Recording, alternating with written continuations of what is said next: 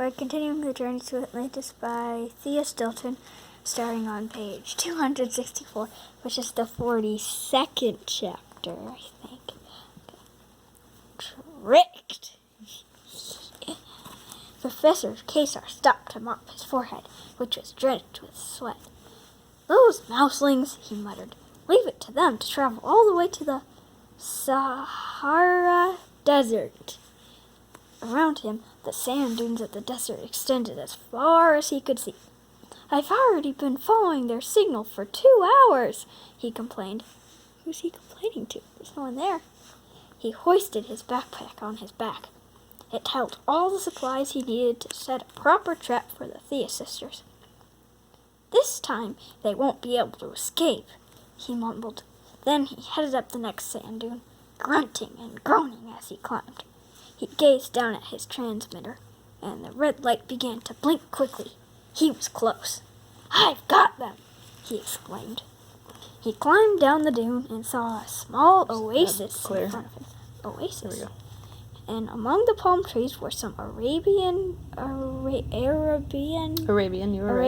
camels, slowly walking toward a small pool of blue water. Confused, Kesar looked at his blinking transmitter. The Thea sisters should be here, but there is no sign of them. How was that possible? The device that his assistant had hidden in Colette's mouse phone was very sophisticated. It never lied. One of the camels noticed Kesar and approached him, sniffing him curiously.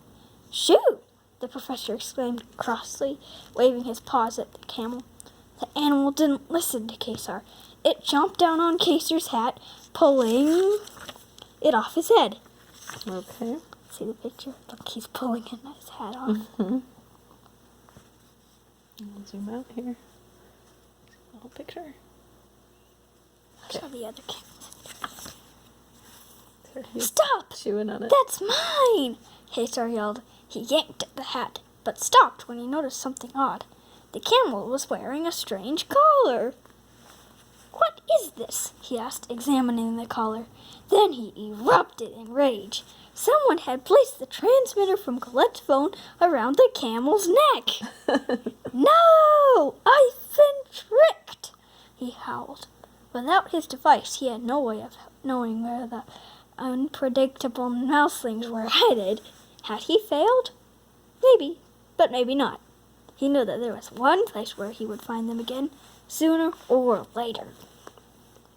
Some unexpected help. Oh, the picture's a crocodile. The Thea sisters and Atlas were calmly seated on an airplane headed to Ethiopia. Ethiopia? Mm-hmm. "I wonder where Kesar is now," Nikki asked, chuckling. "I would love to see his expression when he finds the transmitter in the middle of the Sahara Desert. It's a good thing we lost him.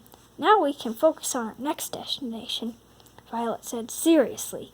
Taking a guidebook to Ethiopia from her backpack, she read out loud, "Tis is Sat is the ancient name of the Blue Nile Falls. It means smoking water. You can get there by bus from Bahir Dar. We're about to land in Bahir Dar," Nikki said happily. "I'm glad Thea organized this trip for us. Now all we have to do is look for clues to the third map." "I think we need to look for a place that is truly special," Violet commented. "What do you mean?" Atlas asked. "So far, this adventure has led us to 3 extraordinary places," she replied. "The waterfalls of the Iguazu River, the Tower of Belum, and the Cistern of Istanbul. Who knows what awaits us in Ethiopia?" Atlas smiled. "Yes, there really are some extraordinary places in this world." Once the plane landed, they made their way to the bus that would take them to the back a page for a second to look at the whole picture. Okay, let me zoom out here. Let's see, they're walking down the street. Okay, thanks. Way to the bus that would take them to the Blue Nile Falls. Once they boarded the bus, Violet read aloud, The guidebook says that the falls are spectacular. I'm sure Voyager must have left the third piece of the map somewhere nearby. The bus quickly arrived at the falls. It was a spectacular sight. Lush green trees surrounded the falls, which cascaded down a rocky ridge.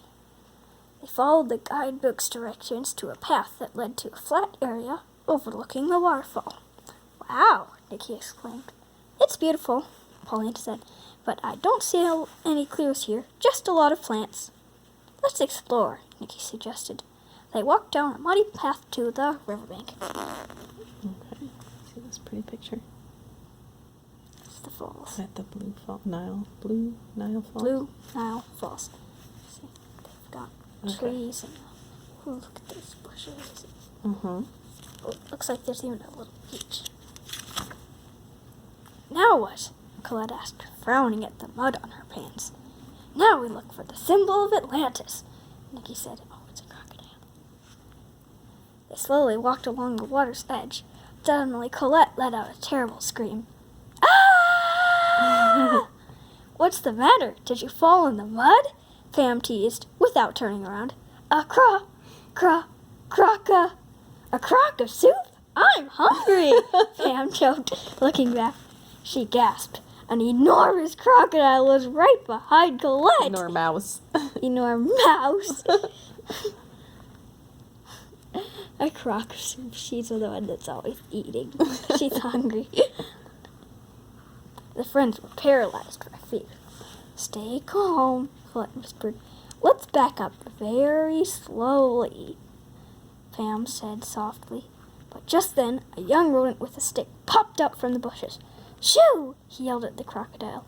He spun the stick, frightening the creature. "Get out of here! Go!" The crocodile slid back into the water as the others raced up to them. It's the crocodile. Mm-hmm. She's like, "Ah!" She's like, "A croc of soup, I'm hungry."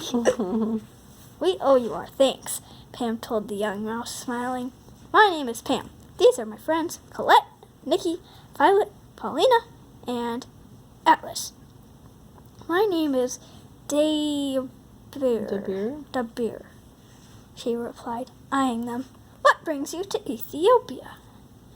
"We're exploring the falls," Violet explained. "We're looking for..." Dabir wasn't listening. His attention had been captured by Atlas's medallion. "I've seen that symbol before," he said, reaching out to gently touch it. The Thea sisters were stunned. The finished map. This is the third chapter. Mm-hmm. The symbol is carved into an ancient rock. Dabir told the Thea sisters. "It's not too far from here. Can you please take us to see it?" Paulina asked him. Everyone was thinking the same thing. Was this the final clue? Dabir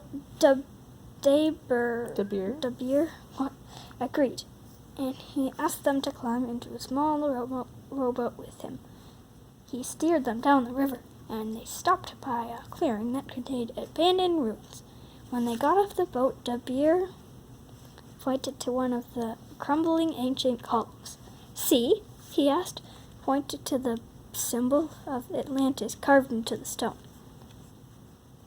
The mouse slings exchanged excited glances. This had to be it. Atlas began to scan the surface of the rock with his hands. It's them going to that must be the rock over there. Oh, there's the falls. Mm-hmm.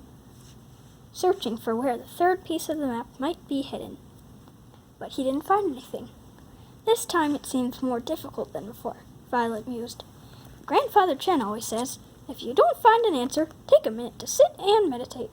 She sat down on a rock right next to the column and immediately heard a loud clunk. She's like, let's just sit down. Clunk! The column rumbled and began to rotate on its base until two stones in the side of the column lined up and one of them slid open. Inside, they could see the gleaming red metal of a third orichalcum box. Fantastic! Pam cried, hugging Dabir. Thank you for taking us here. The young mouse saw how happy his new friends were, and he smiled. Atlas impatiently opened the box and gave the last piece of the map to Paulina, who pieced it together with the first 2 fragments. Violet gasped. "But that's incredible!" she exclaimed. "It's Whale Island!" Dabir looked at the map. "What is it?" "That's the island where we live," Colette explained, still dazed. "So after coming all this way, we need to go back to where we started?" Excuse me. It all makes sense, Violet realized. After all, Atlas washed ashore on the beach of Whale Island. One of the blue currents must pass by there. "Dabir, could you take us back?" asked Pam urgently. "We need to get to the airport." "Of course," he responded, "but if you have time, I would like to show you my home." That's the map. Mm-hmm. That must be Whale Island, that thing on the map. Mm-hmm. I'm gonna get closer so I can really take a look at that. That must be the rock she sat on. The one that has said clunk. Mm-hmm. The Thea sisters and Atlas all looked at one another, doubtful. They were eager to return to Whale Island, but Pam's stomach decided for them when it let out a loud growl. Mm-hmm. Dabir smiled. "My house isn't far from here. You can taste some of my mother's delicious food. Then I will take you right to where the bus stops without us having to climb back up from the river." "That sounds great," the Thea sisters agreed, and they followed Dabir to his hut. A delicious scent floated from inside. When they entered, Dabir's mother offered them a plate of large flatbread.